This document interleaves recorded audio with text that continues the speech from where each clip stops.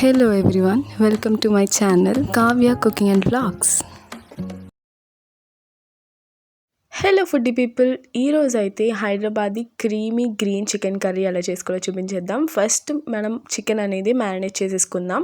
ఇక్కడ already wash చేసుకున్న చికెన్లోకి masalas and మొత్తం అన్నీ యాడ్ చేసుకుందాం. ఫస్ట్ ఇక్కడ నేను సాల్ట్ వేసాను అండ్ దాంట్లోకి జీరా పౌడర్ ఇంకా ధనియా పౌడర్ వేసుకున్నాను. ఒక్కొక్క స్పూన్ వేసుకున్నాను అండ్ దాంట్లోకి జింజర్ గార్లిక్ పేస్ట్ కూడా యాడ్ చేసుకోండి.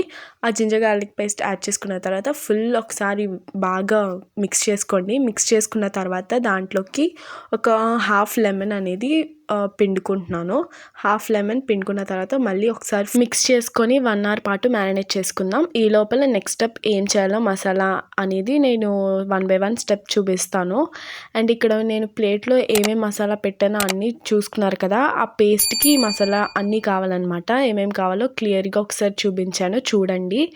సో అవన్నీ ఫుల్ డ్రై రోస్ట్ చేసుకోవాలి. డ్రై రోస్ట్ చేసుకున్న తర్వాత ఒక మిక్సీ జార్లో కొత్తిమీర తీసుకున్నాను. కొత్తిమీర ఇంకా 4 చిల్లీస్ ఇంకా పుదీనా తీసుకున్నాను. ఇంకా ఇందాక డ్రై రోస్ట్ చేసుకున్న ఐటమ్స్ అంతా మనం కొంచెం చల్లారిన తర్వాత మిక్సీలోకి వేసేసుకోవాలి. అండ్ పెరుగు, మెయిన్ ఇక్కడ పెరుగు అనమాట. సో పెరుగు కూడా వేసుకొని మొత్తం ఒక పేస్ట్ లాగా మనం గ్రైండ్ చేసేసుకోవాలి. లుక్ ఇలా చూసారు కదా, ఇలా పేస్ట్లా చేసుకొని ఇందాక మ్యారినేట్ చేసుకున్న చికెన్లోకి ఈ పేస్ట్ యాడ్ చేసుకొని బాగా మిక్స్ చేసుకొని మళ్ళీ ఒక 1/2 hour నానితే చాలు. సో తర్వాత ఇక్కడ ప్యాన్లో 2 స్పూన్స్ ఆయిల్ వేసుకోండి అండ్ 2 స్పూన్స్ గీ వేసుకోండి. ఆ రెండు కొంచెం బాగా హీట్ అయిన తర్వాత ఇక్కడ మసాలాస్ చూపిస్తున్నాను కదా, ఆ మసాలాస్ కూడా వేసుకొని బాగా ఫ్రై చేసుకోండి.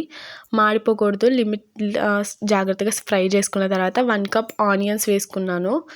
చాప్డ్ ఆనియన్స్ వేసుకొని అవి బాగా గోల్డెన్ కలర్లోకి వచ్చాక వరకు మనం ఫ్రై చేసుకోవాలి. కరివేపాకు వేసుకొని ఫ్రై చేసుకోండి.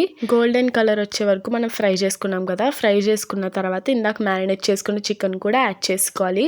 సో యాడ్ చేసుకున్న తర్వాత ఒకసారి మనం టాస్ చేసుకోవాలి. టాస్ చేసుకొని ఒక 5 minutes మూత పెట్టిన తర్వాత లైట్గా వాటర్ రావడం స్టార్ట్ అవుతాయి.